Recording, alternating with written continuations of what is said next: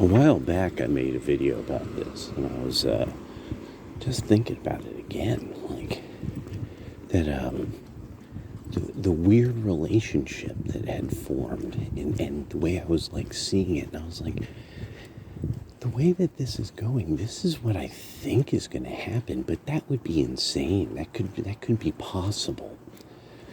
And to make the impossible happen, to see the impossible happen, it's like, wow, okay, wasn't foreseeing this. And so a lot of the activist left, especially people who like getting all rassle, tussle with people, you know, the Antifa and BLMers and stuff, and now these defenders of, I guess, Hamas or pro-Palestinian protesters and some of the shenanigans they're getting up to. A big part of this that has really blown me away is a long time before Trump even showed up, to hear the right wing discuss things, one of the things I kept thinking about is I'm like, there is no real threat from these people, because most people live in a very small number of counties around major cities. At that time, like 2013, 2014, there's no Donald Trump around yet. And it's like, no. Most people where they live, I'm sorry, you know, they're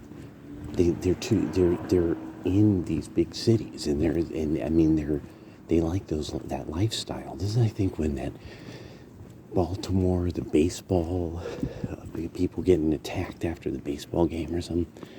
I'm like, no, people are obviously acting like life is still normal. And so the thing that I have to say is, with the way that COVID made then the professional class completely change how they live, and that still nobody can acknowledge this. So there's no interviews about this. You're not really seeing who are these people who moved, relocated, because they don't want to get attacked by Antifa. So what I really found was, when I was thinking back on this, my whole thing was, there is no way this could happen without the left blowing up, and therefore the answer is Trump. I'm like, there's only so, this is why, like, the last time I'm like, no, the mail-in ballots that was all garbage. You know, everyone's finding this out now. The mail-in ballots, it was all garbage. It was not properly done, so it's probably all fako and bonko and bunko. But what it is that, it became this thing like, no. If you guys could have taken it all back, if you had just properly thought through, don't cause chaos. But then I'm like, then you caused chaos. And so you just delivered us armies of people. Like, that was the idea. I remember I was like, I don't understand why anybody would deliver their political opponents armies of recruits. And that's what it was. And I was like, that's what you did.